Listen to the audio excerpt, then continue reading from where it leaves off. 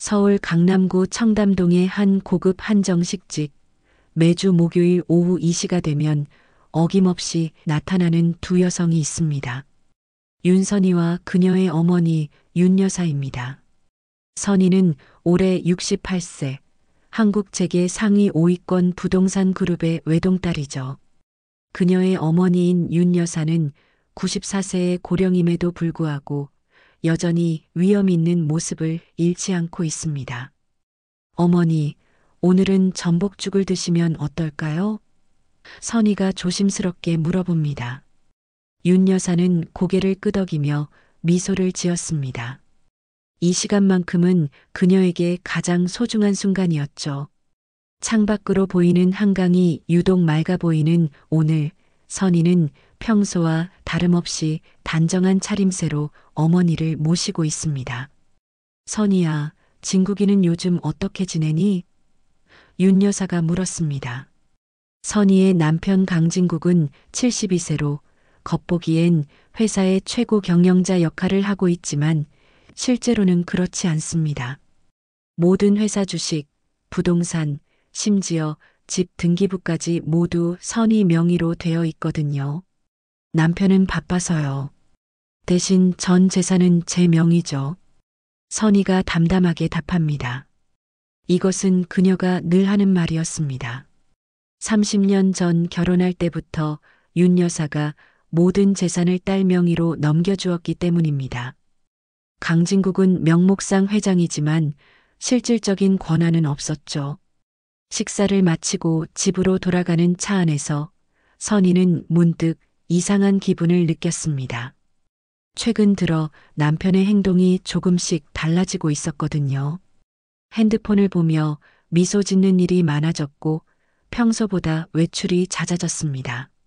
특히 하나라는 이름으로 저장된 연락처에서 자주 전화가 오고 있었죠.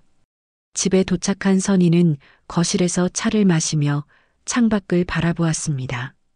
서초동에 있는 이 집도 그녀 명의였고 강남에 있는 회사 건물들도 모두 그녀 소유였습니다.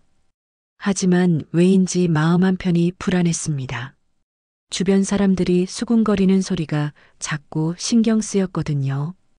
요즘 그분 SNS 봤냐? 정말 대단하던데. 지난주 골프 모임에서 들었던 이야기였습니다. 누군가에 대한 이야기였는데 그때는 별로 신경 쓰지 않았습니다. 하지만 지금 생각해보니 묘하게 신경이 쓰였죠. 강진국이 집에 돌아온 것은 밤 10시가 넘어서였습니다. 평소보다 늦은 시간이었죠. 오늘 회의가 길어져서 늦었어. 그가 말했지만 선이는 그의 옷에서 나는 낯선 향수 냄새를 맡을 수 있었습니다. 평소 그가 쓰지 않는 향수였죠. 오늘 어머니와 식사 잘했어? 강진국이 물었습니다. 선이는 고개를 끄덕였습니다. 30년 동안 지켜온 일상이었지만 오늘은 왠지 다르게 느껴졌습니다. 마치 평온한 호수 위에 작은 파문이 일어나는 것처럼 말이죠. 그날 밤 선이는 잠들기 전 오래된 서류함을 열어보았습니다. 결혼할 때 어머니가 정리해준 재산 목록들이 고스란히 들어있었죠. 회사 주식 증서, 부동산 등기부 등본, 심지어 남편이 사용하는 법인카드까지 모두 그녀 명의였습니다. 하지만 이 모든 것들이 갑자기 무겁게 느껴졌습니다. 창밖으로 보이는 서울 야경이 유독 쓸쓸해 보이는 밤이었습니다. 선이는 알 수 없는 불안감을 안고 잠자리에 들었죠. 30년 동안 지켜온 평온한 일상에 무언가 변화가 일어나고 있다는 것을 그녀는 본능적으로 느끼고 있었습니다. 그 불안감이 현실이 된 것은 바로 다음 날이었습니다. 선이의 조카딸 민지가 급하게 전화를 걸어왔거든요. 고모, 지금 당장 카카오톡 확인해 보세요. 민지의 목소리에는 당황스러움이 가득했습니다. 선이는 서둘러 핸드폰을 확인했습니다. 민지가 보내온 링크를 클릭하자 화면에 젊고 아름다운 여성이 나타났습니다. 오하나라는 이름의 이 여성은 42세로 보이기에는 너무 젊어 보였죠. 필라테스 강사 출신이라는 소개와 함께 각종 명품들을 들고 환하게 웃고 있었습니다. 남편이 사줬어요. 오하나가 구찌 가방을 들고 말하는 모습이 화면에 떠올랐습니다. 그런데 그 가방 선희가 몇 달 전에 본 적이 있는 것 같았습니다. 아니, 정확히는 사려고 했다가 카드 한도 초과로 결제가 안 되었던 바로 그 가방이었죠. 선희는 계속해서 오하나의 SNS를 살펴보았습니다. 샤넬 목걸이, 롤렉스 시계, 루이비통 신발. 모든 것들이 낯익었습니다. 특히 그 롤렉스 시계는 선희가 남편을 위해 주문했다가 카드 한도 문제로 취소했던 바로 그 모델이었습니다. 어머, 저건 내 카드 한도 초과로 막혔던 그 시계 아닌가? 선희는 혼잣말을 중얼거렸습니다. 그 시계는 3천만 원이 넘는 고가품이었거든요. 당시 카드사에서 연락이 와서 한도를 늘릴 것인지 문의했던 기억이 생생했습니다. 더 충격적인 것은 그 다음이었습니다. 오하나가 집도 마련해줬어요. 서초동이에요.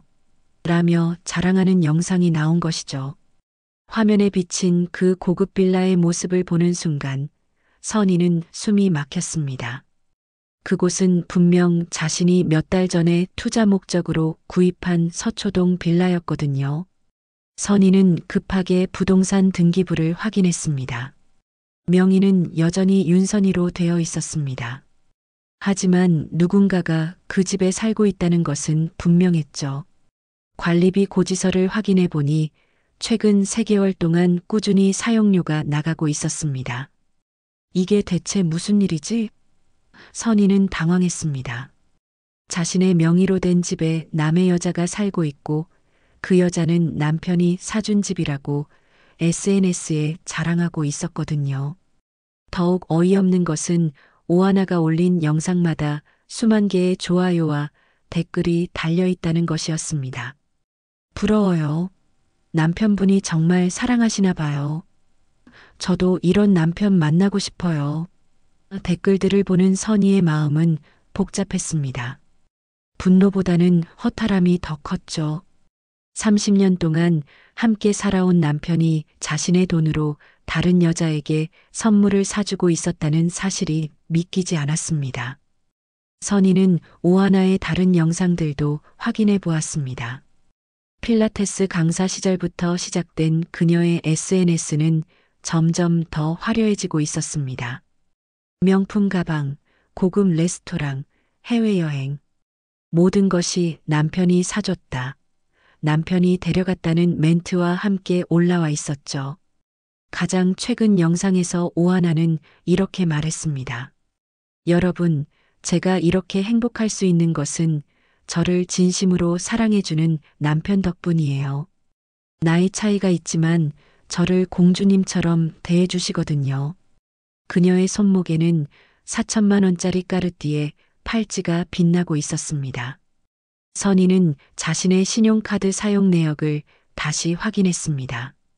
최근 6개월 동안 자신이 기억하지 못하는 거액의 결제 내역들이 여러 건 있었습니다. 명품 매장, 고급 호텔, 심지어 성형외과까지. 모든 것이 강진국의 법인카드로 결제되어 있었죠. 그런데 그 법인카드도 결국 선희의 명의로 된 계좌에서 자동 결제되고 있었습니다. 실질적으로는 선희가 오하나의 사치를 대신 지불하고 있었던 것이죠. 이 사실을 깨달은 순간 선희는 분노가 치밀어 올랐습니다. 내 돈으로 다른 여자를 키우고 있었다고? 선희는 떨리는 목소리로 혼잣말을 했습니다. 30년 동안 믿었던 남편이 자신을 속이고 있었다는 충격보다도 자신의 명의로 된 모든 것들이 이용당하고 있다는 사실이 더 참을 수 없었습니다. 선희는 오하나의 SNS를 계속 지켜보기로 했습니다. 그녀가 자주 나타나는 장소들, 만나는 사람들, 생활 패턴까지 모든 것을 파악하기 시작했죠. 청담동 루프탑 카페, 강남 고급 스파, 압구정 명품 매장. 오하나의 동선이 점점 명확해졌습니다. 특히 오하나는 매주 화요일마다 청담동의 한 루프탑 카페에서 인터뷰를 하는 것 같았습니다. 부자 남편과의 달콤한 일상이라는 제목으로 라이브 방송을 하곤 했죠. 다음 주 화요일 선희는 그곳에 나타나기로 마음먹었습니다. 화요일 오후 3시 청담동 루프탑 카페는 평소와 다름없이 분주했습니다. 하지만 오늘은 특별한 손님이 있었죠. 선희가 카페 한쪽 구석 테이블에 조용히 앉아 있었습니다.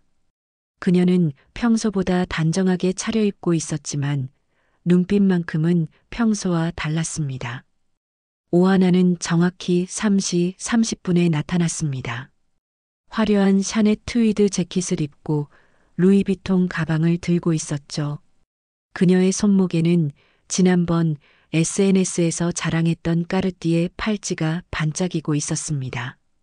선희는 그 팔찌의 가격을 정확히 알고 있었습니다. 4천만 원이었거든요. 안녕하세요, 팔로워 여러분. 오하나가 핸드폰을 세팅하며 밝게 인사했습니다. 라이브 방송을 시작한 것이죠. 오늘도 남편이 사준 예쁜 옷을 입고 왔어요. 이 재킷도 남편이 골라준 거예요. 선희는 그 재킷을 기억하고 있었습니다. 2달 전 백화점에서 강진국이 회사 임원들 부인 모임에 입고 나가라며 선물했던 바로 그 재킷이었거든요. 하지만 선희는 한 번도 그 재킷을 입지 않았습니다. 색깔이 너무 화려해서 자신의 취향에 맞지 않는다고 생각했거든요. 여러분, 제가 이렇게 행복할 수 있는 것은 정말 좋은 남편을 만났기 때문이에요. 오하나가 계속 이야기했습니다. 나이 차이가 30살이나 나지만 저를 정말 소중하게 생각해 주세요. 매일 선물을 사주시고 맛있는 곳에 데려가 주시고. 선희는 오하나의 말을 들으며 속으로 계산을 했습니다. 30살 차이라면 강진국의 나이와 정확히 맞아떨어졌죠. 72세에서 30을 빼면 42세거든요. 이제 더 이상 의심할 여지가 없었습니다. 그런데 여러분, 오늘은 정말 좋은 소식이 있어요. 오하나가 흥분하며 말했습니다. 남편이 저를 위해 집까지 사주었거든요. 서초동에 있는 정말 예쁜 빌라예요. 제 이름으로 해준다고 했어요. 선희는 그 말을 듣는 순간 의자에서 일어섰습니다. 내 이름으로 해준다고? 그 집은 이미 선희 명의로 되어 있었거든요. 강진국이 무슨 수로 오하나 명의로 바꿀 수 있겠습니까? 선희는 천천히 오하나가 있는 테이블로 걸어갔습니다. 아, 그리고 여러분. 오하나가 새로운 와인을 주문하며 말했습니다.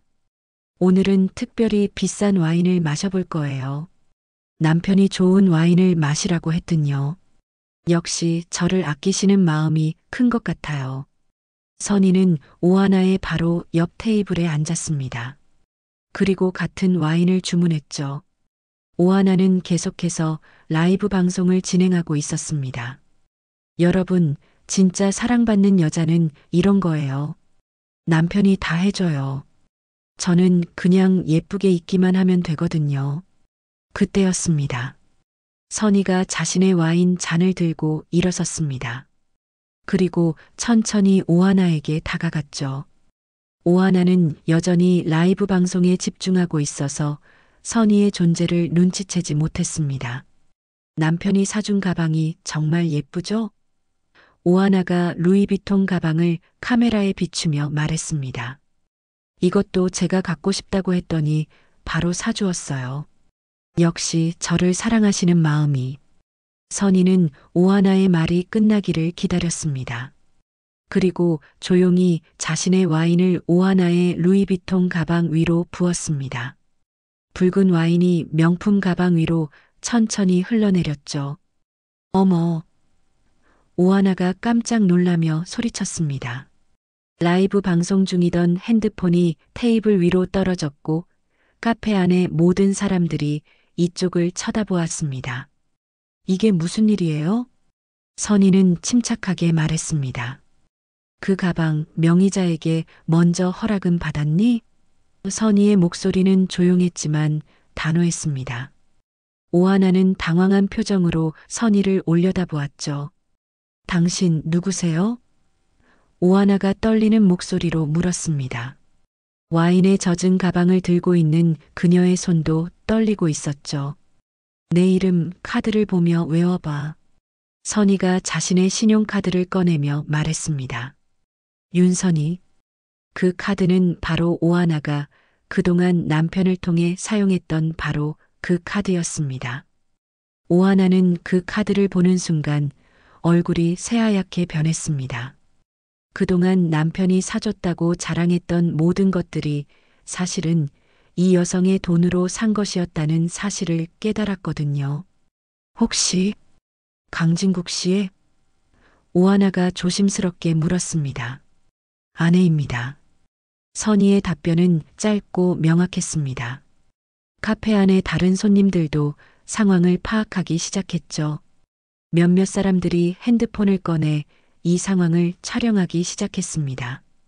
그런데 저는 몰랐어요. 진국 씨가 이혼했다고 했거든요. 오하나가 급하게 변명했습니다. 저는 정말 모르고 있었어요. 선희는 오하나의 말을 듣고 냉소적으로 웃었습니다. 이혼했다고?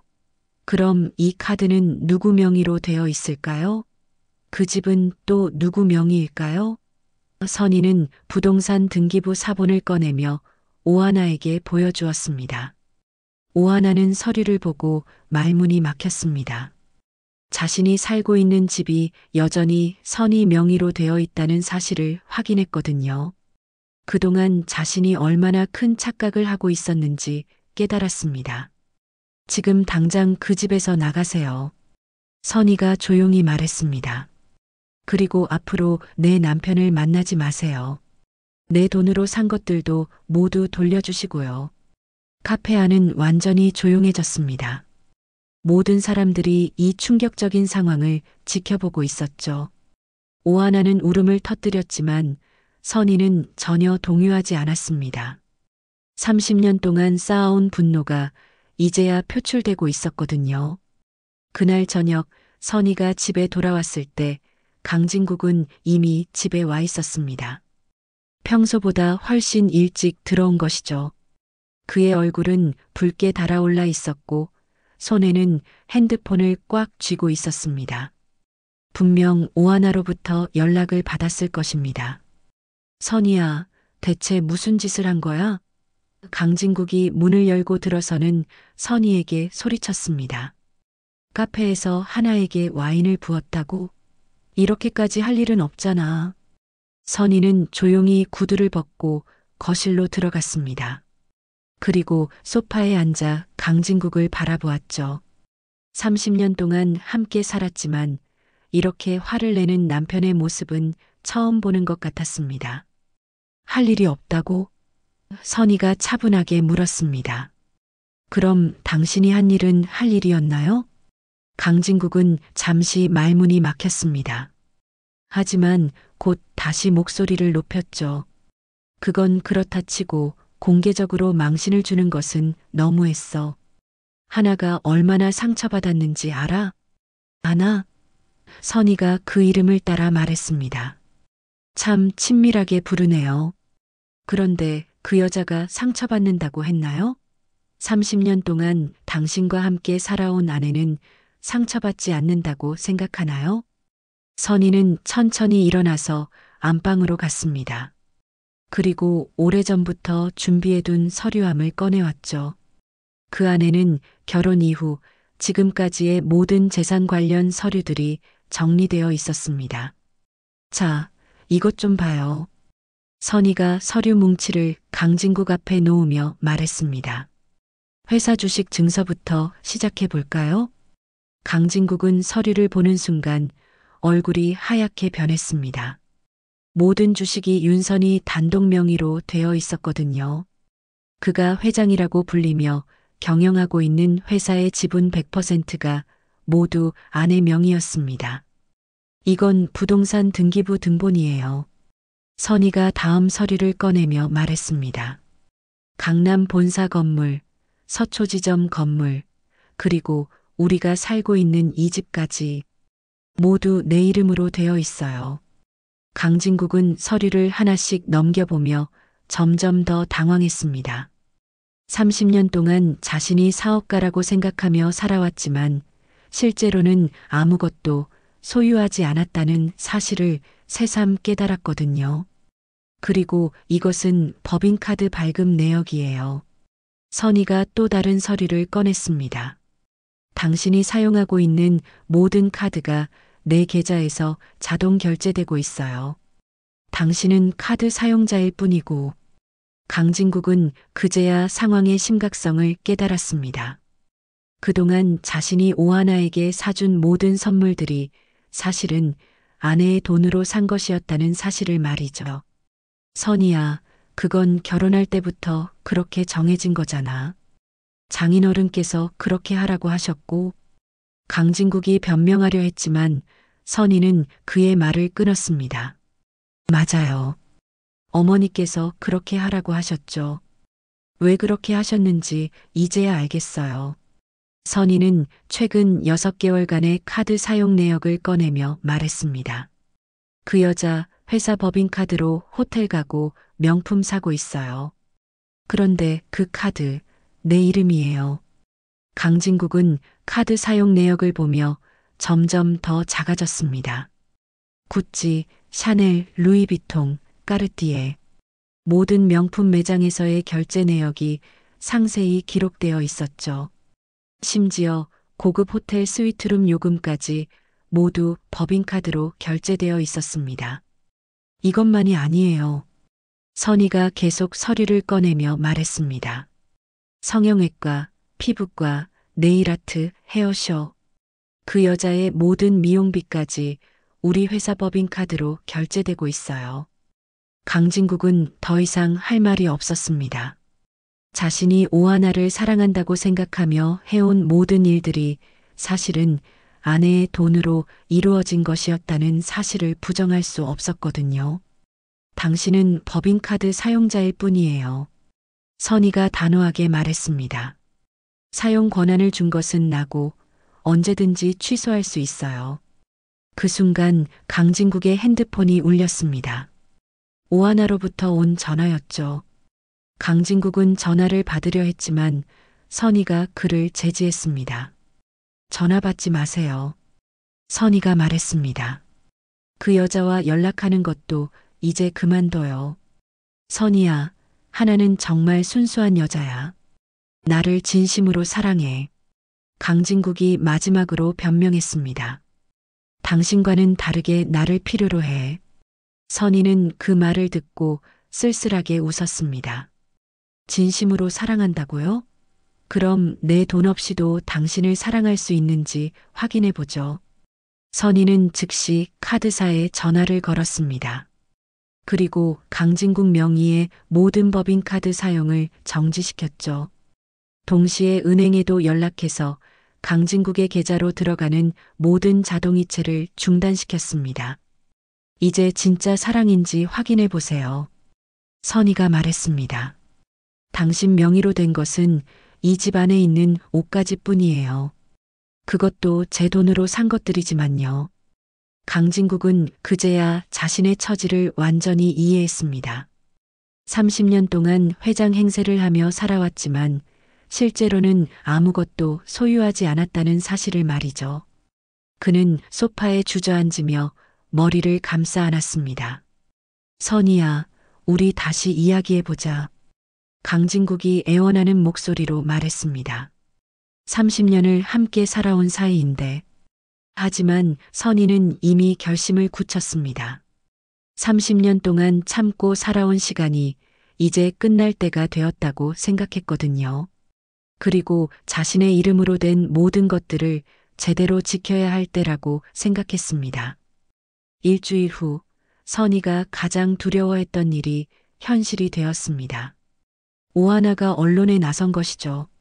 그것도 스토킹 피해 여성이라는 충격적인 제목으로 말입니다. 선희는 아침 뉴스를 보다가 자신의 얼굴이 화면에 나오는 것을 보고 깜짝 놀랐습니다. 60대 재벌가 부인, 20대 연하 여성 스토킹 의혹이라는 자막이 화면 하단에 떠올랐습니다. 오하나는 눈물을 흘리며 기자들 앞에서 말했습니다. 저는 정말 무서웠어요. 갑자기 나타나서 와인을 부으시고 협박을 하시더라고요. 선희는 황당했습니다. 자신이 협박을 했다니요? 자신의 돈으로 산 물건들을 되찾으라고 한 것이 협박이라는 말인가요? 하지만 언론은 이미 오하나의 편을 들고 있었습니다. 피해자 오하나 씨는 필라테스 강사 출신으로 최근 SNS에서 활동하며 많은 사람들에게 사랑받고 있었습니다. 기자가 계속 설명했습니다.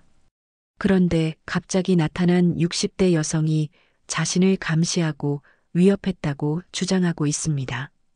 더 충격적인 것은 오하나가 제공한 증거들이었습니다.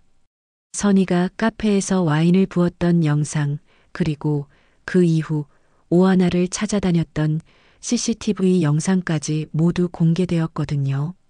언론은 이것을 부잣집 마님의 질투 범죄라고 보도했습니다. 저는 정말 선량하게 살아왔어요. 오하나가 울먹이며 말했습니다. 그런데 이렇게 일방적으로 공격받아야 하는 이유를 모르겠어요. 저를 사랑해 주시는 분이 있다는 것이 죄인가요? 선희는 TV를 끄고 한숨을 쉬었습니다. 상황이 완전히 뒤바뀌어 있었거든요. 피해자가 가해자로 둔갑하고 가해자가 피해자가 된 상황이었죠. 그때 현관문이 열리며 강진국이 들어왔습니다. 선희야, 이게 뭐야? 강진국이 신문을 들고 분노했습니다. 하나가 경찰에 고소했어. 스토킹과 협박 혐의로 말이야. 선희는 그 말을 듣고 어이가 없었습니다. 자신의 돈을 되찾으려고 한 것이 스토킹이라니요? 자신의 재산을 지키려고 한 것이 협박이라니요? 고소했다고? 선희가 물었습니다. 무슨 근거로? 카페에서 일어난 일들, 그리고 그 이후 하나를 찾아다닌 것들이 모두 증거라고 해. 강진국이 답했습니다. 선희야, 이제 정말 끝내자. 하나는 나와 진심이야. 당신과는 끝내자. 강진국은 가방에서 서류를 꺼냈습니다. 이혼 협의서였죠. 이미 자신의 서명이 되어 있었고 선희의 서명만 남아 있었습니다. 이혼 협의서? 선희가 서류를 보며 말했습니다. 재산 분할은 어떻게 되어 있죠? 반반으로 나누자고 되어 있어. 강진국이 답했습니다. 그게 맞잖아. 30년을 함께 살았으니까. 선희는 그 말을 듣고 웃음이 나왔습니다. 반반으로 나누자고?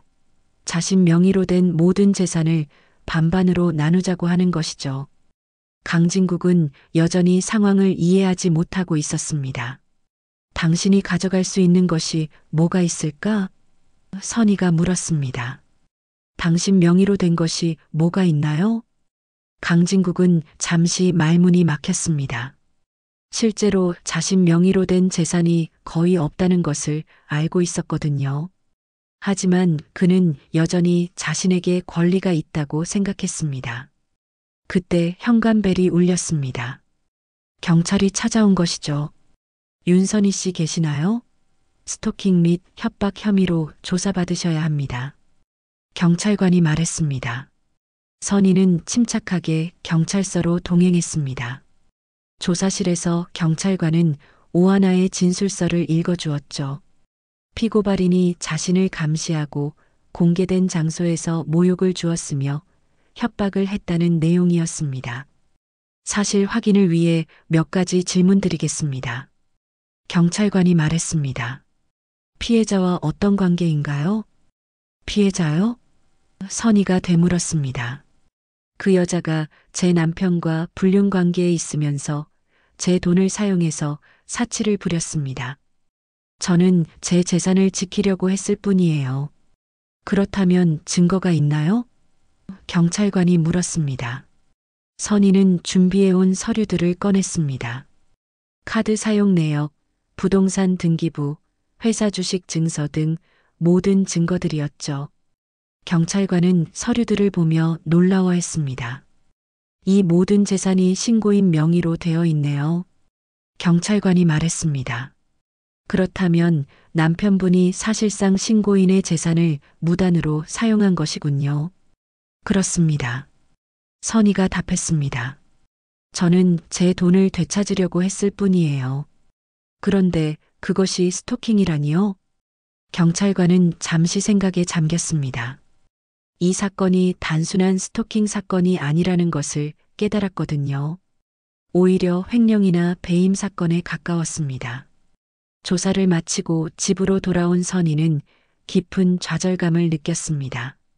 30년 동안 쌓아온 모든 것들이 하루아침에 무너지고 있었거든요. 언론은 계속해서 그녀를 악역으로 몰고 있었고 남편은 이혼을 요구하고 있었습니다. 선희는 그날 밤 한 가지 결심을 했습니다. 어머니를 찾아가기로 한 것이죠. 94세의 고령인 윤 여사는 치매 진단을 받았지만 가끔씩 정신이 맑을 때가 있었습니다. 선희는 어머니의 도움이 필요했습니다. 어머니. 선희가 요양원에 있는 어머니를 찾아가며 말했습니다. 이젠 정말 제가 너무 오래 참았나 봐요. 윤 여사는 딸의 얼굴을 보며 또렷하게 말했습니다.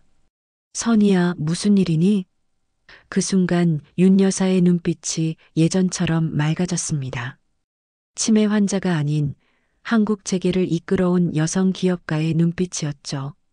선희는 어머니에게 모든 상황을 설명했습니다. 강진국의 불륜, 오하나의 사치, 그리고 자신이 당하고 있는 모든 일들을 말이죠. 윤 여사는 조용히 딸의 이야기를 들었습니다. 그래. 윤 여사가 말했습니다. 이제 진짜 시작할 때가 됐구나. 윤 여사의 눈빛이 완전히 달라졌습니다. 치매 환자로만 알려진 94세 노인이 아니라 한국 재계를 주름잡았던 여성 기업가의 날카로운 눈빛이었죠.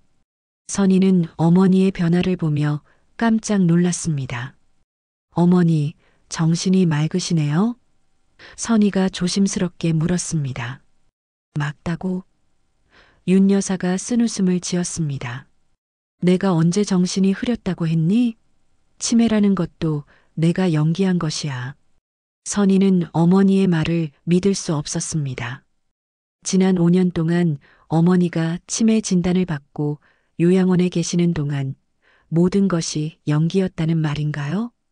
왜 그런 연기를 하셨어요? 선희가 물었습니다. 그 남자 강진국이 무슨 생각을 하고 있는지 지켜보고 싶었거든. 윤 여사가 답했습니다. 30년 전 너와 결혼할 때부터 수상했어. 재산에만 관심이 많더라고. 윤 여사는 침대 옆 서랍을 열어 낡은 서류 봉투를 꺼냈습니다.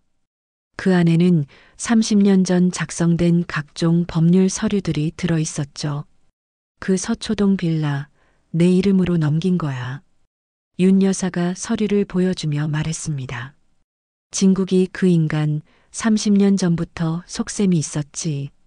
너 준비됐지? 선희는 어머니가 꺼낸 서류들을 보며 놀랐습니다. 그 중에는 자신도 모르는 서류들이 많았거든요. 특히 상속 철회 가능 조항이 포함된 증여 계약서가 눈에 띄었습니다. 이게 뭐예요? 선희가 물었습니다.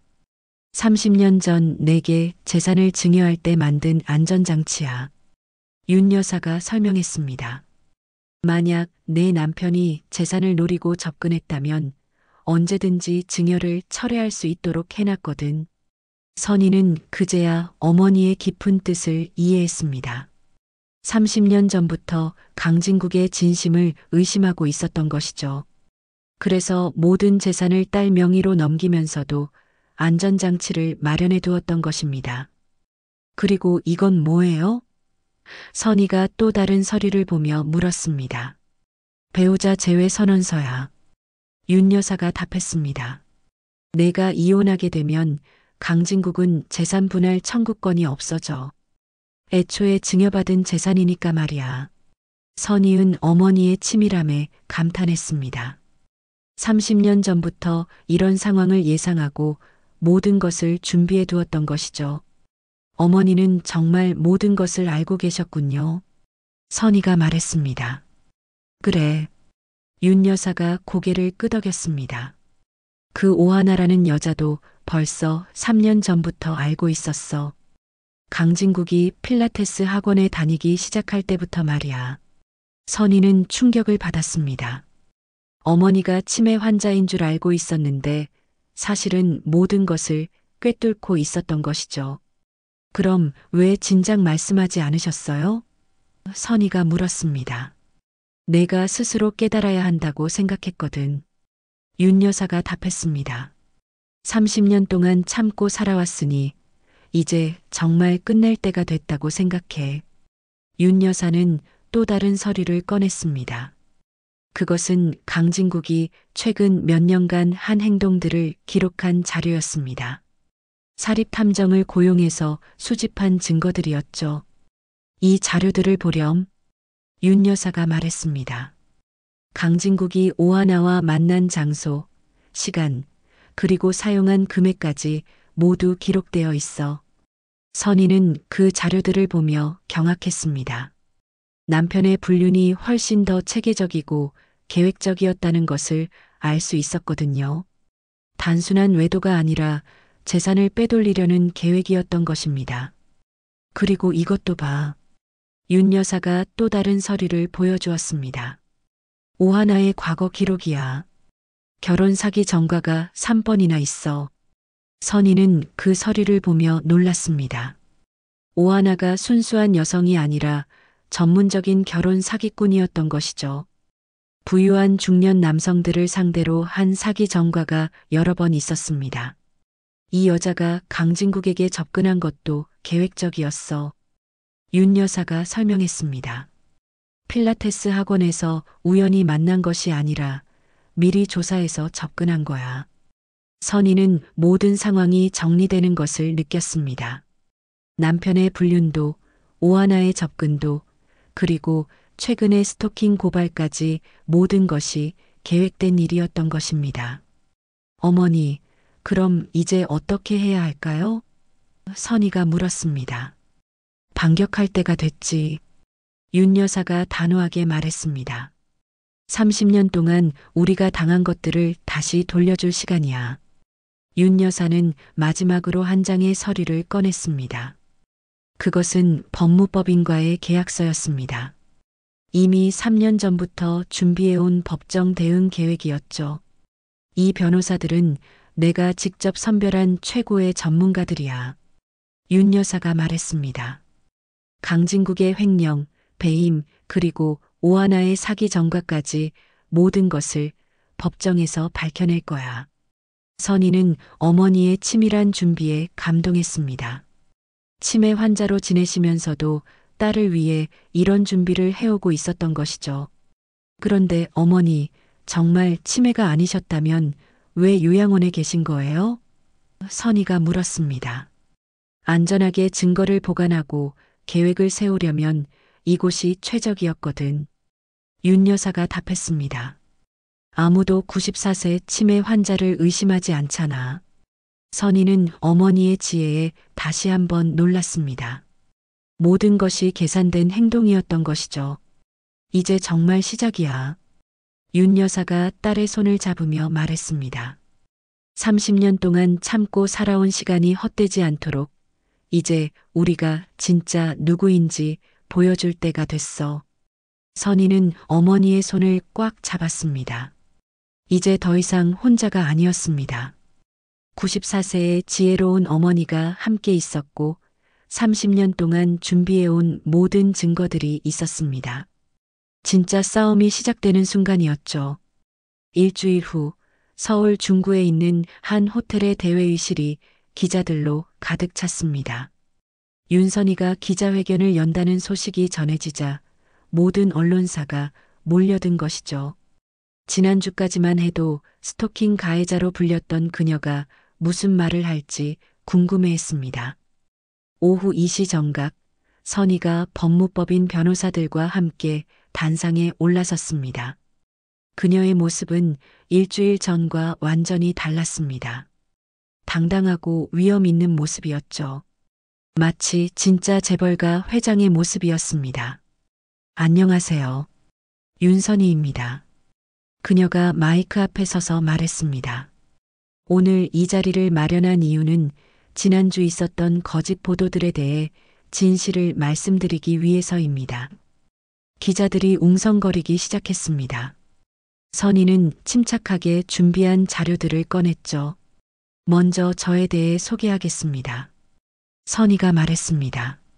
저는 윤선희, 대한민국 재계 상위 5위권 부동산 그룹의 실질적 소유주입니다. 회장이라는 직책을 가진 강진국은 제 남편이지만 실제 지분은 100% 제 명의로 되어 있습니다. 첫 번째 화면이 스크린에 나타났습니다. 회사의 주주 명부였죠.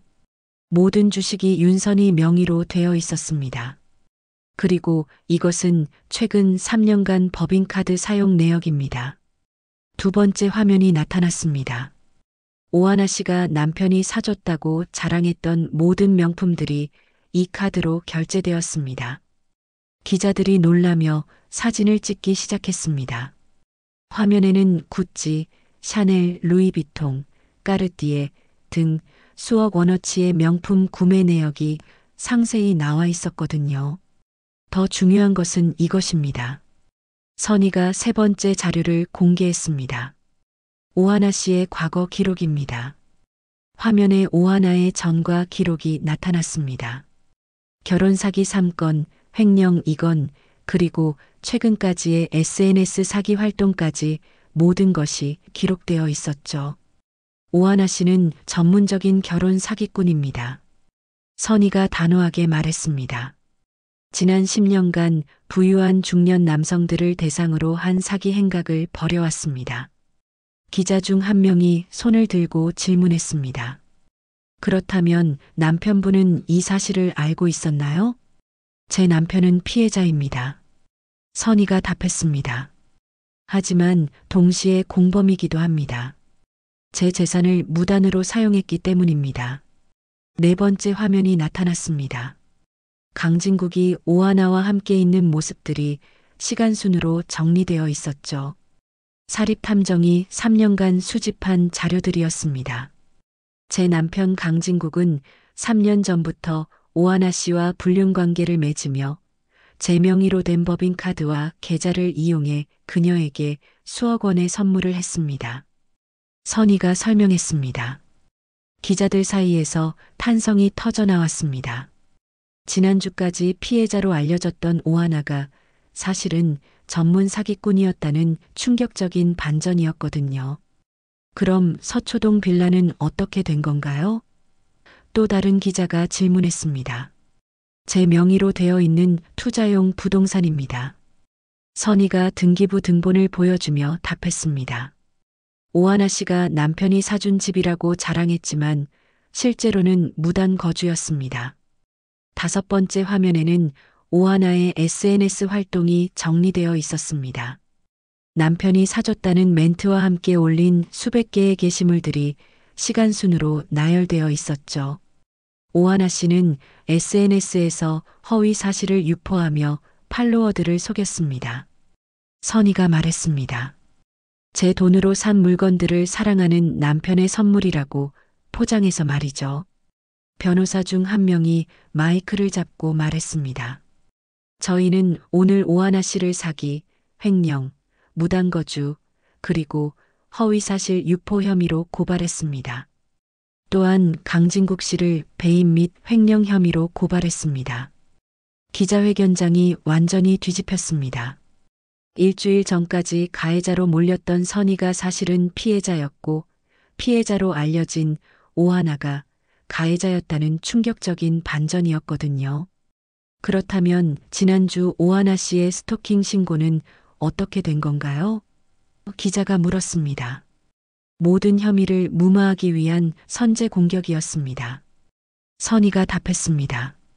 자신의 사기 행각이 드러나기 전에 저를 가해자로 만들려고 한 것이죠. 여섯 번째 화면에는 오하나가 다른 남성들과 만났던 사진들이 나타났습니다. 강진국 외에도 여러 명의 부유한 중년 남성들과 동시에 만나고 있었던 것이죠. 오하나 씨는 저희 남편뿐만 아니라 동시에 여러 명의 남성들과 관계를 맺으며 각각에게서 돈을 받아내고 있었습니다. 선희가 설명했습니다. 전형적인 다중 결혼 사기 수법입니다. 기자들이 질문을 쏟아냈습니다. 회장님, 이제 어떻게 하실 건가요? 선희는 잠시 침묵한 후 대답했습니다. 이제 제 이름으로 된 것들을 정리할 겁니다. 그리고 다시 제 인생도 시작하려고 합니다. 이혼은 어떻게 진행되나요? 또 다른 기자가 물었습니다. 30년 전 결혼할 때부터 모든 재산이 제 단독 명의였습니다. 선희가 서류를 보여주며 답했습니다. 증여받은 재산이므로 재산 분할 대상이 아닙니다. 강진국 씨는 아무것도 가져갈 수 없습니다. 마지막 화면에는 윤 여사가 30년 전에 작성한 배우자 제외 선언서가 나타났습니다. 이 문서로 인해 강진국은 재산 분할을 청구할 수 없게 되었죠. 저희 어머니께서 30년 전부터 이런 상황을 대비해서 모든 법적 장치를 마련해 두셨습니다. 선희가 감사의 마음을 담아 말했습니다. 기자회견이 끝나고 선희는 당당하게 회견장을 떠났습니다. 입구에서 기다리고 있던 기자들이 마지막 질문을 던졌습니다. 윤 회장님, 앞으로의 계획은 무엇인가요? 선희는 잠시 멈춰서서 답했습니다. 지켜야 할 이름이 있다는 게 얼마나 큰 힘인지 이제야 알겠습니다. 제 이름, 제 인생, 다시 시작하겠습니다. 그날 저녁 뉴스는 온통 이 사건으로 도배되었습니다. 재벌가 스토킹 사건은 전문 결혼 사기꾼의 허위 신고 사건으로 완전히 뒤바뀌었죠. 선희는 피해자에서 가해자로 다시 진짜 피해자로 돌아온 것입니다. 기자회견이 끝난 지 한 달이 지났습니다. 서울 강남구 테헤란로에 있는 윤선희의 회사 건물 앞에는 윤선희 회장이라는 새로운 명패가 걸려 있었습니다. 더 이상 강진국이 회장 행세를 할 수 없게 된 것이죠. 선희는 이제 완전히 달라진 모습이었습니다. 68세라는 나이가 믿어지지 않을 정도로 당당하고 활기찬 모습이었죠. 매일 아침 7시에 출근해서 회사 업무를 직접 챙기고 있었습니다. 사장님, 오늘 오전 일정입니다. 새로 고용한 비서가 스케줄을 보고했습니다. 10시에 은행 대출 관련 미팅, 11시에 새로운 부동산 투자권 검토, 그리고 오후 2시에 요양병원 관련 회의가 있습니다. 선희는 고개를 끄덕였습니다. 요양병원 건설은 그녀의 새로운 프로젝트였습니다. 서초동 빌라를 매각한 돈으로 어머니의 이름을 딴 요양병원을 짓기로 한 것이죠. 그런데 사장님, 언론에서 또 연락이 왔습니다. 비서가 말했습니다. 오하나 씨 재판 관련해서 인터뷰 요청이 들어왔어요. 선희는 고개를 저었습니다. 오하나의 재판은 이미 결론이 났습니다. 사기죄로 3년 실형을 선고받고 현재 수감 중이었거든요. 더 이상 그 일로 시간을 낭비하고 싶지 않았습니다. 그런 인터뷰는 사양한다고 전해주세요. 선희가 답했습니다. 이제는 앞으로 나아가는 것에 집중하고 싶어요. 오전 10시 은행 미팅이 시작되었습니다. 은행장이 직접 나와서 선희를 맞이했죠. 30년 동안 뒤에 숨어 있던 그녀였지만 이제는 모든 사람들이 그녀의 진짜 실력을 알고 있었습니다. 윤 회장님, 신규 대출권은 문제없이 승인되었습니다. 은행장이 말했습니다. 담보 가치도 충분하고 회사의 재정 상태도 매우 건전합니다. 선희는 미소를 지었습니다. 강진국이 있을 때는 항상 복잡했던 대출 승인이 이제는 간단해졌습니다. 모든 것이 그녀 명의로 정리되어 있었기 때문이죠. 점심시간 선희는 요양원에 있는 어머니를 찾아갔습니다. 윤 여사는 이제 치매 연기를 그만두고 정상적인 생활을 하고 있었습니다. 요양원 직원들도 처음에는 놀랐지만 이제는 자연스럽게 받아들이고 있었죠. 어머니, 오늘 요양병원 설계 도면이 나왔어요. 선희가 도면을 보여주며 말했습니다. 윤 여사 기념 요양병원이라는 이름으로 짓기로 했어요. 윤 여사는 도면을 보며 만족스러워했습니다.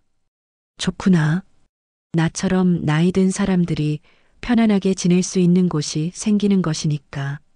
그리고 어머니, 진국이 소식 들으셨어요? 선희가 조심스럽게 물었습니다. 아, 그 사람? 윤 여사가 무관심하게 답했습니다. 횡령 혐의로 1년 6개월 실형 받았다면서? 당연한 결과지. 강진국은 재판에서 배임과 횡령 혐의로 유죄 판결을 받았습니다. 선희 명의의 법인카드를 무단으로 사용한 것이 명백한 범죄였거든요. 현재 교도소에서 복역 중이었습니다. 처음에는 조금 안쓰럽기도 했는데 이제는 아무 감정이 없어요. 선희가 솔직하게 말했습니다. 30년이라는 시간이 너무 아깝다는 생각만 들어요. 그래, 이제 정말 내 인생을 살아가는 거야. 윤 여사가 딸의 손을 잡으며 말했습니다. 68세가 늦은 나이가 아니야. 이제부터가 진짜 시작이지. 오후에 회사로 돌아온 선희는 새로운 소식을 들었습니다. 그녀의 이야기가 드라마로 제작된다는 것이었죠. 방송국에서 직접 연락이 왔습니다. 사장님, 방송국에서 선희 회장님 이야기를 드라마로 만들고 싶다고 하는데요. 비서가 보고했습니다. 제목은 68세의 반격이라고 하네요. 선희는 웃음을 지었습니다. 자신의 인생이 드라마가 될 줄은 상상도 못했거든요. 그것도 나쁘지 않겠네요. 비슷한 상황에 있는 다른 여성들에게 용기를 줄 수 있다면 말이에요. 저녁 무렵 선희는 서초동에 있는 새로운 사무실을 방문했습니다. 요양병원 건설을 위해 마련한 임시 사무실이었죠. 그곳에서 건축가들과 최종 설계를 검토하고 있었습니다. 이 부분은 휠체어 접근이 쉽도록 경사로를 만들어주세요. 선희가 도면을 보며 지시했습니다. 그리고 정원도 넓게 만들어서 어르신들이 산책할 수 있도록 해주세요. 건축가들은 선희의 세심한 배려에 감탄했습니다. 단순히 사업을 위한 요양병원이 아니라 정말 어르신들을 위한 공간을 만들려고 하는 것이 분명했거든요. 윤 회장님, 이 설계대로 하면 최고의 요양병원이 될 것 같습니다. 건축가가 말했습니다. 어르신들이 정말 편안하게 지낼 수 있을 거예요. 그날 밤 선희는 집에서 혼자 와인을 마시며 창밖을 바라보았습니다. 30년 동안 강진국과 함께 살았던 이 집에서 이제는 혼자 지내고 있었지만 전혀 외롭지 않았습니다. 오히려 자유로웠죠. 핸드폰에 문자가 왔습니다. 조카딸 민지로부터였습니다. 고모, SNS에서 고모 이야기가 화제예요. 많은 사람들이 고모를 응원하고 있어요. 선희는 민지가 보낸 SNS 링크를 확인해 보았습니다. 정말 많은 사람들이 그녀의 이야기에 공감하고 응원하고 있었습니다. 특히 비슷한 나이의 여성들이 용기를 얻었다는 댓글들이 많았죠. 68세의 인생을 다시 시작한다는 게 정말 대단해요. 저도 고민만 하지 말고 행동해야겠어요. 진짜 멋진 여성이세요. 선희는 그런 댓글들을 보며 뿌듯함을 느꼈습니다. 자신의 경험이 다른 사람들에게도 도움이 되고 있다는 것이 기뻤거든요. 다음 날 아침 선희는 평소보다 일찍 일어나 요양원으로 향했습니다. 어머니와 함께 아침 산책을 하기로 약속했거든요. 어머니, 준비되셨어요? 선희가 물었습니다. 그래, 가자. 윤 여사가 답했습니다. 오늘은 날씨가 참 좋구나. 두 모녀가 요양원 정원을 걸으며 이야기를 나누었습니다. 30년 동안 강진국 때문에 제대로 나누지 못했던 대화들이었죠. 선희야, 후회하지 않니? 윤 여사가 물었습니다. 전혀요. 선희가 확신에 찬 목소리로 답했습니다. 오히려 이제야 진짜 제 인생을 살고 있는 것 같아요. 그래, 이제야 내 딸 같구나. 윤 여사가 만족스럽게 미소 지었습니다. 선희는 하늘을 올려다보며 깊게 숨을 들이마셨습니다. 68세의 나이에 새로운 인생을 시작한다는 것이 두렵지 않았습니다. 오히려 설렜죠. 앞으로 얼마나 많은 일들을 할 수 있을지 기대되었습니다. 지켜야 할 이름이 있다는 게 얼마나 큰 힘인지 이제야 알겠어요. 선희가 혼잣말을 했습니다. 제 이름, 제 인생. 이제 정말 시작이에요. 멀리서 요양병원 건설 현장의 크레인이 보였습니다. 곧 윤 여사 기념 요양병원이 완공될 것이었죠. 선희는 그 모습을 보며 미소를 지었습니다. 이제 정말 새로운 시작이었습니다. 오늘의 이야기는 어떠셨나요? 구독과 좋아요는 더 유익한 사연을 이어갈 힘이 됩니다. 끝까지 함께 해주셔서 감사합니다.